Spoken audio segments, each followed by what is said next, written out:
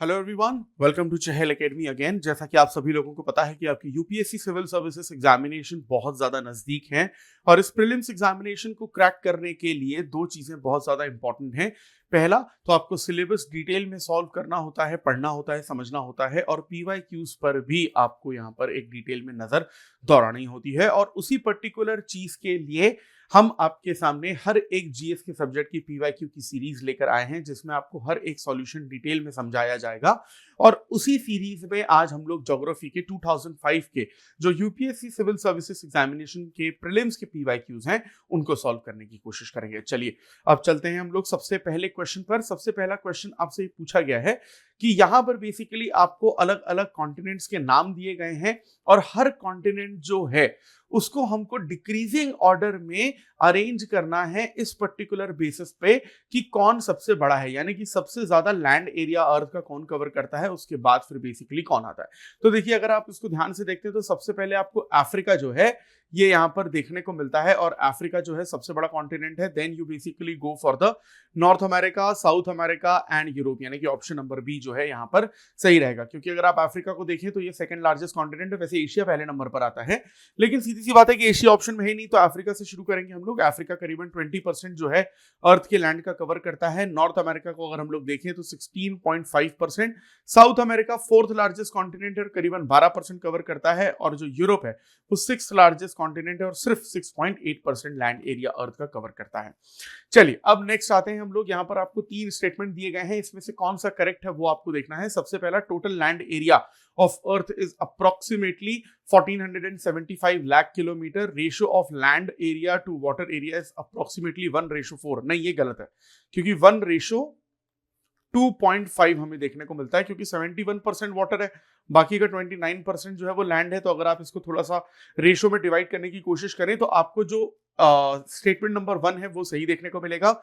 और यहाँ पर पूछा गया कि तीसरे स्टेटमेंट में सबसे ज्यादा पानी जो है वो पैसिफिक ओशन में पाया जाता है। जो तीसरा स्टेटमेंट है ये आपको सही देखने को मिलता है, यानी 1 और 3 जो है ये एग्जैक्टली सही रहेंगे यहाँ पर। ठीक है, चलिए तीसरे क्वेश्चन की तरफ बढ़ते हैं। यहाँ पर भी आपको कुछ स्टेटमेंट दिए गए हैं। पहला आपसे पूछा गया, the axis of the Earth magnetic field is inclined at 23 to the geographical axis. नहीं, ये गलत है, 23 नहीं है, 11.5% के आसपास आपको देखने को मिलता है। Then the Earth magnetic pole in the northern hemisphere is located on a peninsula in northern Canada, and third is Earth's magnetic equator passes through थुमना in south India. तो यहाँ पर जो बी है सेकंड और थर्ड ये हमें यहाँ पर सही देखने को मिलेगा, क्योंकि अर्थ का जो मैग्नेटिक फील्ड है वो 11.5 डिग्री के ज्योग्राफिकल एक्सिस के एंगल पे है, ना कि 23 में है। 23.5 पे तो अर्थ टिल्टेड होती है, लेकिन जो उसका मैग्नेटिक फील्ड का एंगल है वो दूसरा होता है। वहीं अगर हम लोग सेकंड स्टेटमेंट की बात करते हैं तो सेकंड स्टेटमेंट ये कहा गया है इसमें कि अर्थ का जो मैग्नेटिक पोल है नॉर्दर्न हेमिस्फीयर में वो नॉर्दर्न कनाडा में लोकेटेड है। बिल्कुल सही बात है, और ये धीरे धीरे बेसिकली रशिया की तरफ मूव अब कर रहा है। और जो इंडिया से जो मैग्नेटिक इक्वेटर पास होता है वो बिल्कुल सही है कि थुम्बा से ही यहाँ पर पास होता है, और Thumba equatorial rocket launching station भी आपको वहीं पर देखने को मिलता है केरला में। फोर्थ क्वेश्चन पे आते हैं, जिसमें आपको असर्शन और रीजन ये दो स्टेटमेंट दिए गए हैं। पहला पूछा गया, existence of human life on Venus is highly improbable. बिल्कुल सही बात है कि वीनस पे जो बेसिकली ह्यूमन लाइफ है वो बिल्कुल यहाँ पर पॉसिबल है, और इसका रीजन दिया गया है कि कार्बन डाइऑक्साइड जो है वो एटमॉस्फेयर में ज्यादा है। तो देखो सही बात है ये कि ए और आर जो है वो दोनों सही हैं, और जो आर है वो ए का करेक्ट एक्सप्लेनेशन आपको देखने को मिलता है। सो ये जो बेसिकली कंडीशन है वीनस की, ये बेसिकली हॉस्टाइल है। ठीक है, यहाँ पे मतलब बहुत ज्यादा टफ हो जाएंगी चीजें, क्योंकि कार्बन डाइऑक्साइड यहाँ पर आपको ज्यादा देखने को मिलता है। तो जो इसका स्टेटमेंट नंबर ए है that is completely correct. Total carbon dioxide अगर आप देखें तो 96.5% है। Severe green house gases effect जो है वो आपको देखने को मिलेगा। तो सीधी सी बात है कि वीनस पे तो नहीं रह सकते हैं। वहीं अगर हम लोग फिफ्थ स्टेटमेंट पे पहुंचते हैं, क्वेश्चन पे असर्शन और रीजन फिर से पूछा गया है। असर्शन में पूछा गया, the same face of the moon is always present on the earth. बिल्कुल सही बात है, जब भी हम लोग बेसिकली अर्थ पे खड़े होकर मून को देखते हैं तो हमको एक ही फेस दिखता है। वो बेसिकली ऐसा लगता है कि अटक गया है वो फेस, है ना। लेकिन इसमें रीजन क्या है कि जो मून है उसका जो रोटेशन है अपने एक्सिस पे वो करीबन 23 डेज का होता है, जो बेसिकली अप्रोक्स अर्थ के जितना ही होता है। तो यहाँ पर आपको फिर बेसिकली क्या है कि ए जो है वो सही देखने को मिलता है, लेकिन आर जो है वो थोड़ा सा फॉल्स है। ठीक है, अब देखिए पहला चीज तो ये बिल्कुल सही है कि हम लोग सिर्फ एक ही फेस देख सकते हैं, इसलिए तो मंगलयान इतना ज्यादा बड़ा अचीवमेंट माना गया था, क्योंकि जो जो अननोन साइड है, जो dark side of the moon है, वहां पर बेसिकली हम लोगों ने लैंड किया था। लेकिन अब अगर हम लोग मून का देखते हैं तो 23 डेज नहीं है, वो करीबन 27.3 डेज है, जो अर्थ के अप्रोक्स एक जैसा होता है। इसलिए ऐसा लगता है कि ये बेसिकली लूनर हेमिस्फीयर जो है सिर्फ हम उसी को देख सकते हैं। करेक्ट।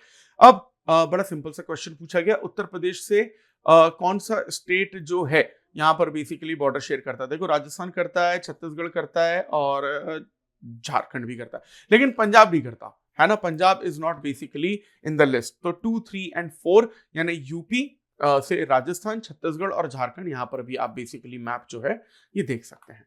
चलिए 7th क्वेश्चन की तरफ हम लोग बढ़ते हैं। Which one of the following is the correct sequence given hills starting from north to south. अब देखो नॉर्थ से साउथ में बेसिकली आपसे यहाँ पे पूछा गया कि करेक्ट स्टेटमेंट इसका क्या है। तो यहाँ पर शुरुआत होती है नल्लामला हिल से, फिर जावेदी हिल्स आती है, फिर नीलगिरी हिल्स आती है और फिर अन्नामलाई हिल्स आती है। क्योंकि सबसे नॉर्थ में नल्लामला हिल्स है आंध्र प्रदेश में, जावेदी हिल्स उसके बाद तमिलनाडु में आता है, नीलगिरी हिल्स जो है अगेन वो तमिलनाडु, केरला और कर्नाटक की बॉर्डर पर पड़ता है, और अन्नामलाई हिल्स अगर हम लोग देखते हैं तो तमिलनाडु और केरला में आता है। 8th क्वेश्चन देखते हैं। इसमें पूछा गया कि इसमें से कौन सा करेक्ट नहीं है। अब पहला स्टेटमेंट है कि जो वेस्टर्न घाट्स हैं वो नदर्न रीजन में ज्यादा हाइयर। नहीं, ऐसा बिल्कुल नहीं है, वो ऑलमोस्ट सेम है, तो पहला ही गलत है। बट फिर भी देख लेते हैं बाकी के। अनाईमुड़ी जो अन्नामुड़ी है वो हाईएस्ट पीक है वेस्टर्न घाट की, बिल्कुल सही बात है। Tapi river lies to the south of Satpura, बिल्कुल सही बात है। एंड नर्मदा और तापी वैली जो है वो ओल्ड रिफ्ट वैली कहलाते हैं। हाँ करेक्ट, ये भी करेक्ट है। तो वेस्टर्न घाट जो है वो नदर्न रीजन में बेसिकली ज्यादा ऊंचे होते हैं, ये बिल्कुल गलत बात है। क्योंकि हाईएस्ट पीक जो है आपको अनाईमुड़ी देखने को मिल रही है दोदा बेटा के रीजन में, तो वहां पर सबसे ज्यादा ये हाईएस्ट होंगे। और अनाईमुड़ी जो है वो अन्नामलाई जो बेसिकली हिल है उसकी हाईएस्ट पीक भी है, साउथ इंडिया की भी हाईएस्ट पीक है, पूरे के पूरे वेस्टर्न घाट की भी हाईएस्ट पीक है। और तापी रिवर को अगर आप देखते हैं तो सतपुड़ा रेंज के बेसिकली साउथ से निकलती है, क्योंकि तापी रिवर मध्य प्रदेश के बैतूल डिस्ट्रिक्ट में एक जगह है दैट इज मुल्ताई, वहां से आपको निकलती हुई दिखती है।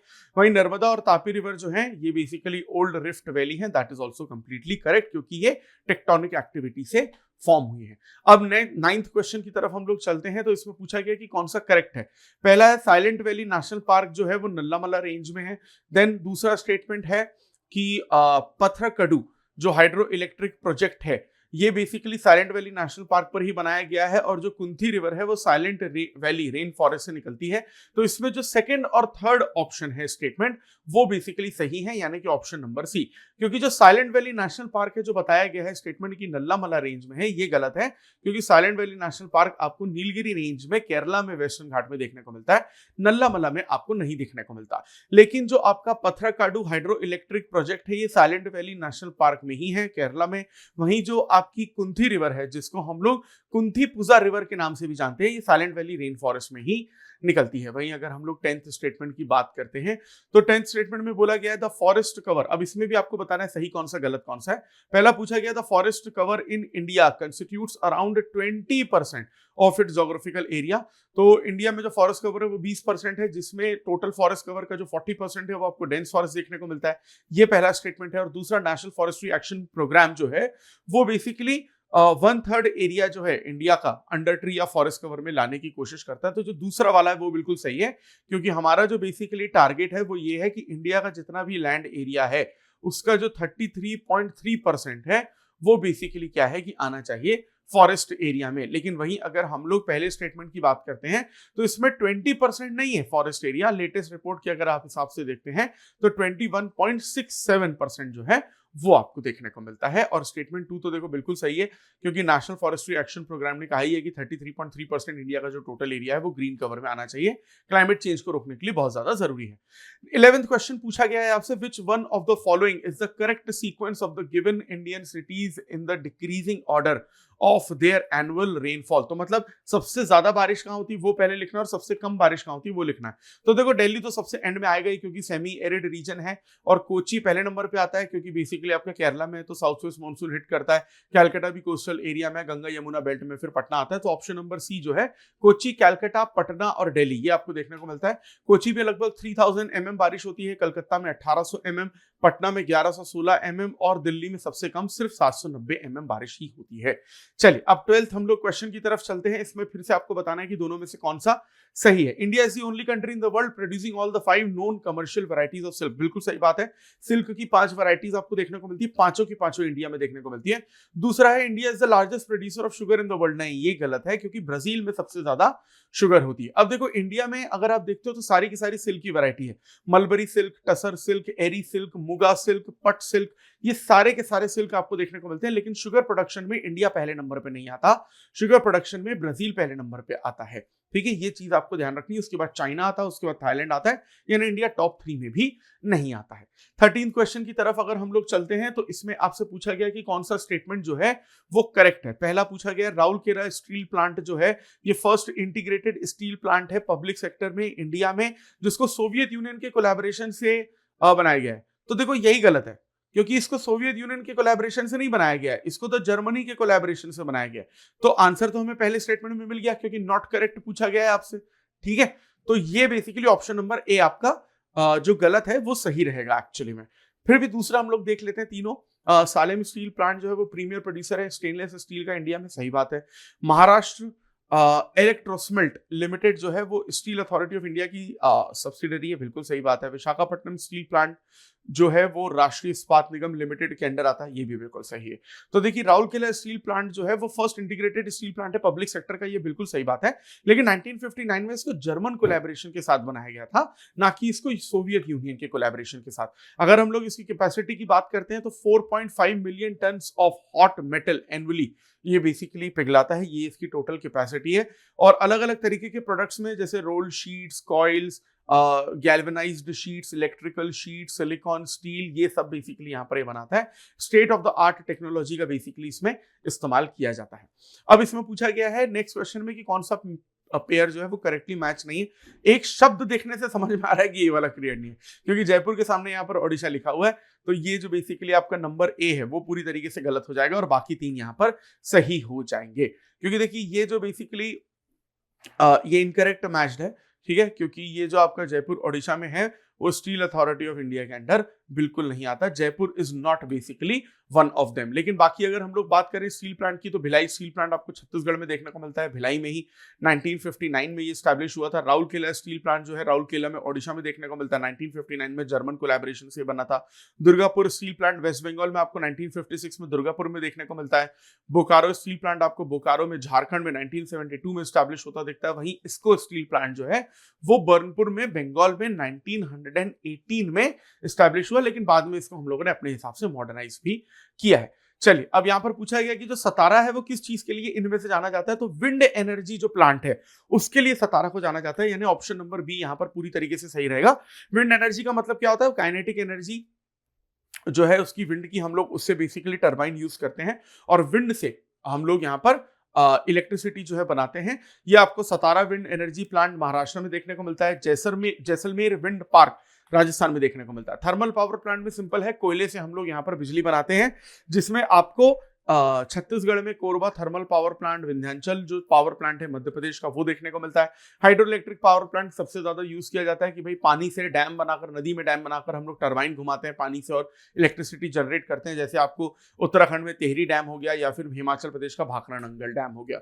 वहीं अगर हम लोग न्यूक्लियर पावर प्लांट की बात करते हैं तो ये न्यूक्लियर पावर प्लांट में आप लोग न्यूक्लियर रिएक्शन से जो इलेक्ट्रिसिटी है उसको जनरेट करते हो, जिसमें आपको महाराष्ट्र में तारापुर एटॉमिक पावर स्टेशन और तमिलनाडु में आपको कुंडनकुलम न्यूक्लियर पावर प्लांट जो है वो देखने को मिलता है। वहीं अगर हम लोग गांधी सागर डैम की बात करते हैं तो इसमें पूछा गया है कि कौन सी नदी पे, तो सीधी सी बात है चंबल प्रोजेक्ट में आता है, क्योंकि चंबल जो है वो एक मल्टीपर्पस प्रोजेक्ट है। इसमें आपको सिर्फ गांधी सागर डैम नहीं लेकिन Rana Pratap Sagar dam, Jawahar Sagar dam, Kota barrage, ये सारी चीजें देखने को मिलती है। और राजस्थान और मध्य प्रदेश जो है इससे बेसिकली हाइड्रो इलेक्ट्रिक पावर भी जनरेट करते हैं। वहीं अगर हम लोग कोसी प्रोजेक्ट की बात करते हैं तो यहाँ पर बेसिकली इरिगेशन के लिए तो इस्तेमाल किया जाता है, लेकिन बिहार और नेपाल में क्या है कि बाढ़ न आ सके इसका भी ख्याल यहाँ पर रखा जाता है। और कोसी बराज जो डैम है वो आपको नेपाल में हनुमान नगर में देखने को मिलता है। वहीं अगर हम लोग दामोदर वैली प्रोजेक्ट की बात करें तो ये भी एक मल्टीपर्पज प्रोजेक्ट ही है चंबल की तरह। इसमें आपको तिलैया डैम या फिर Maithon dam, Panchet dam, Durgapur barrage dam, ये सब देखने को मिलता है। इलेक्ट्रिसिटी भी इससे बनती है, इरिगेशन भी होता है, फ्लड भी कंट्रोल किया जाता है। चलिए नेक्स्ट आपसे पूछा गया कि इसमें से कौन सा पेयर जो है वो बेसिकली यहाँ पर करेक्टली मैच नहीं है। तो देखिए जो पहला पेयर है ना बहामास और नसाउ का, ये करेक्टली मैच नहीं, क्योंकि बाकी के 3 की कैपिटल्स है ये, राइट, लेकिन बहामास का नसाउ नहीं है, क्योंकि जो निकारागुआ है, I'm so sorry, just give me a moment for this।